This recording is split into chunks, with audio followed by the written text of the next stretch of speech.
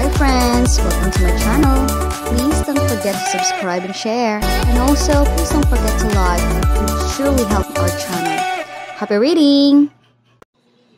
Hey everyone, so this is chapter 44 of My Wife, titled, Is He a Young Teacher? Let's start reading. Boisterous, keep in line, be quiet. Take care of your identity, certificates, and admission tickets. You will find your seat according to the number on your admission tickets. Yes, sir. Exam na. Exam na ni Yuliang. Your seat is over there, Xiao Yuliang. Your seat is over there, Xiao Yuliang. You can go there now. Bakit may tungkod pa rin siya? Di ba nakakalakad na siya? The examination center will give you writing brushes, ink sticks, papers, and inkstone. You will not leave the examination room unless you go to the restroom. Someone will bring you meals and bedding for you. So, ganun kahaba ang exam kasi may meal, may bedding pa. While nag-e-exam sila. Tapos, makakaalis lang sila pag pupunta silang CR. Wow. Kakaiba yung exam before, ha? Ano to, yung bar exam natin, buong araw nila iti-take. Ito naman, 30 days? Ilang araw kaya yung exam na to? Bakit may beddings? The first exam will be partial dictation. Please do not leave the exam room. Otherwise, you will never be allowed to come back. So, never, ever go out. So, that's the paper, the brush, and the inkstone. Okay. Examinees must get familiar with at least 3 classic works. Lord Wang, the Invigilator. Slowly. Besides the mandatory works like Filial Piety and Analects of Confucius, examinees still need to choose one classic piece from Book of Songs and the Rites of Zhu. Filial Piety only has 2,369 characters, but the other 3 books have about 90,000 characters put together. Which means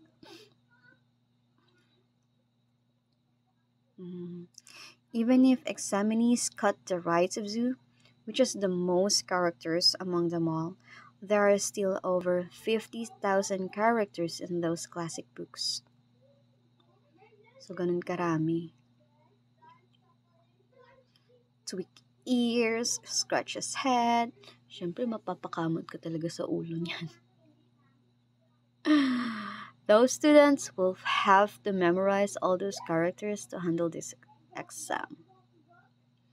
Plus, they have to write many sections from memory. In my experience, na examinee will finish the section before dusk. Tulog na nga, oh. Natapos na niya. At natulog pa siya. What? He's done already? Mihilik pa nga eh.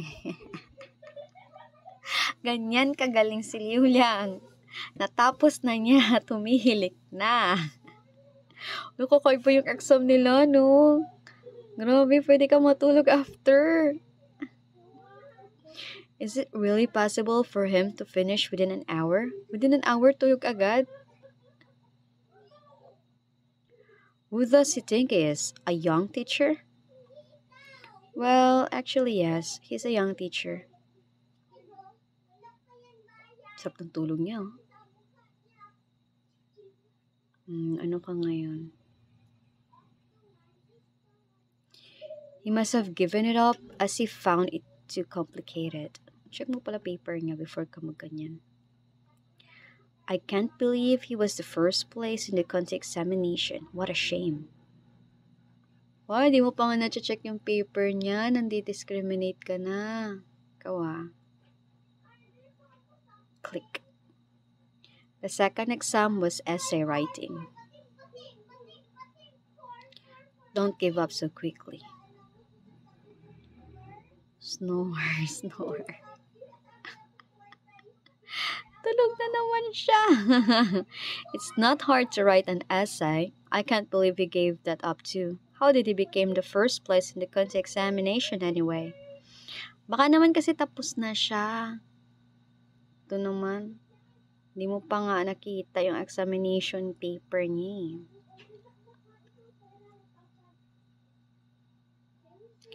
The third exam was stereotype writing. It will take 2 days to complete the stereotyped writing. Governor Zhuang from the capital city gave the topic. Therefore, this exam will be highly challenging. Really? Gaano ka-challenging yan para kay Liu Lang? We'll see. I can't do this. I'll come back next year. Tinanggal na. Huh? He's not sleeping? How strange. Okay.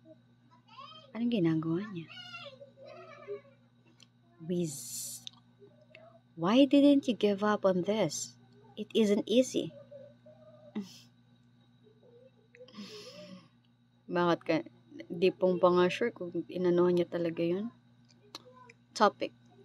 A real gentleman should stay true to himself. He won't fawn on people because he's poor or be arrogant because he's rich. He will be responsible and do his job well without complaining. Okay, topic yan. Tapos, stereotyping. Paano ba gawin yan? Diba? Seryoso siya. Parang mahaba naman din na ng nasulat niya. We'll see about that. A real gentleman should stay true to himself. He won't fawn on people because he's poor or be arrogant because he's rich. He will be responsible and do his job well without complaining. Why would Mr. Zong assign such a challenging topic? Oh, so nasagutan na niya yan before. Baka malaman nila na siya yun kung magkakapareho yung sagot nila nung answer niya before tapos yung magiging answer niya ngayon. Hang. Oh my gosh, who's Hang? Who is she? Huwag mo sabihin may ano siya. May puppy love siya before. Oh my gosh, my childhood sweetheart ng ating Liu Lang. Can't be. Please help me with it.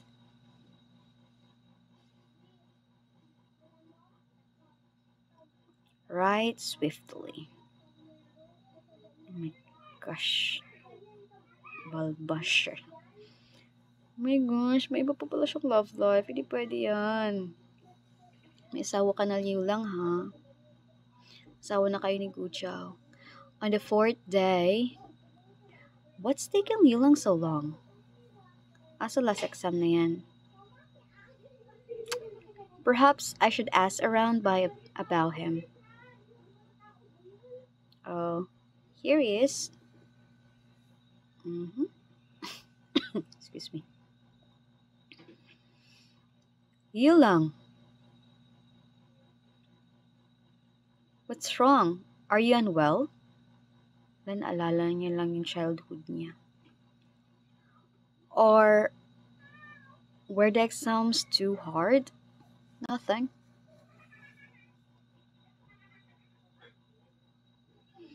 Siyempre naalala niya yung past niya, di ba? I just heard the exams were quite difficult this time. Don't be discouraged. I believe you will do better than most people. Hindi naman siya discouraged eh. Let's go back to the hotel. Liu Lang seems to be different. He acts like he could do something terrible any minute. Yes. Naalala din naman kasi yung sweetheart, niya. Childhood sweetheart. Liu Lang. Wait. Wala, nagmamadali na. Hindi mo na nakita yung aura niya. Gusto na nga niyang umalis. Let's go back and discuss. Where? Parang yung professor niyo before eh. O, diba? You recognize him. O, si Governor Zhuang Shenxi, Prefecture Lung of Ping City. What's wrong, Lord Zong? Lord Zong, Lord Zhuang. Basta yan siya. Little Marcus? Uh-oh. Do you know that man? Do you need me to send for him? No, I don't know him. I just thought he looked like someone I knew. Someone you knew. Little Marcus was that. I dug his body from the ruins of the Imperial College myself. I'll never forget how terrible he looked. But, mali yung napulot mo, boy. He couldn't be Little Marcus. No one could have the same look and intelligence as Little Marcus in all 6 states. Do you need me to confirm it for you? Confirm it, confirm it. Shut up. No need. That friend is dead already. Paano ba mako-confirm yung body before? Kung siya talaga. Recently lang naman no, yung mga time na natin. New era na. Joy in. Fatty Fang. Fatty Fang ang tawag sa kanya. Fatty Fang. Sino ba yung tumatawag sa kanya? What a pleasant surprise, Fatty Fang. I'm not fat anymore. I've lost a lot of weight. Du Ruhan. Sino ka naman? I can see that. I couldn't even recognize you. You are Du Ruhan? Sino si Du? Yes, I am. Whoa, what a coincidence. Yulang, do you remember him? He's Du. We went to school together when we were little. Malilit pa sila? Sino ba talaga siya? What? He's Xiao Yulang? Yes, he's Yulang. He's the boy who lived with us for a year and left us? Yeah, that's him. Yes, that's him. Magkakilala silang tatlo. You moved within 2 years after he moved, so we haven't seen you for 10 years. I recognize you, but I can't make him out. I'll go to my room and rest. Diba? Umexit agad. Yulang is a changed man. He's very brave now. He even saved me once. Diba? Umeska po agad ang ating Yulang. Ang bilis. Yeah, I can see that. He looks like some noble gentleman from the capital city. Those who don't know him will never believe he's an ordinary man. What's wrong with his leg? He broke his leg when he rescued me over half a year ago. He's on medication now. Ay, ikaw palang dahilan, ha? Oh, where do you live now? I'm a student in an academy in the capital city now. I just became a scholar 2 years ago. I'm currently having a study tour with my uncle. Oh. You will come to the capital this year, right? I will wait for you. Lilang and I will go together. How do you know he will pass the exam? I remember he wasn't good at studying. Our teacher constantly rebuked him. Really? Kasi mas matalino siguro siya sa professor niya. Lilang is different now. He was in first place in the country exam last year. I know the exam were challenging this time, but I believe in him. Let's make a bet. I bet he won't pass this time. Are you sure? Don't talk like that. You are ruining our moment. See? Pagalitan ka tuloy. Ngayon nga lang ka nagkita ulit eh. I want to have you look down on Yulang. I don't care if you are my childhood friend. Kasi si Navy. Ikaw kasi dahilan bakit ganun yung legs niya eh. Kaya guilty ka. Residents of the prefecture. Mhm. Secretly. Who's secretly walking? Where could he have gone? Where have you been? Oh, okay.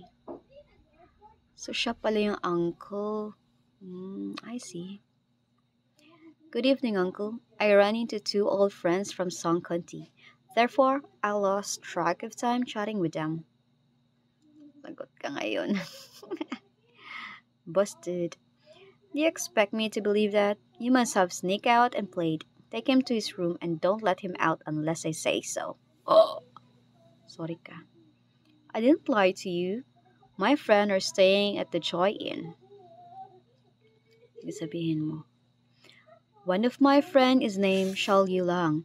He attended the exam this time. He looked very upset because the examination questions are assigned were too difficult. You can ask your man to check if you want. Gulat ka, no? Kala mo talaga.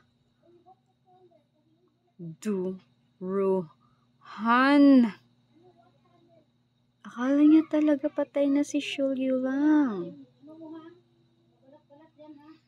I'm so screwed. Why did I speak the truth at the moment like this? Ang haba ng chapter na to Lord Zhuang? Ano nangyari, Lord Perfector? Don't you dare. I'm sorry, please help me and get me out of this. 1, 2, 3, 4, 5, 6, 7, 8. 8 books. Sir, do you want me to check those two men? Check it na. Not necessary. I won't buy any of his words. Ayaw niyo maniwala. Right, this is the end of this story. I know this is so long and siksik-liglig ang story na to. Itong chapter na to. Right, thank you for reading with me. Please don't forget to like and subscribe. Bye! Thank you for reading with me, everyone. Until the next chapter. Bye!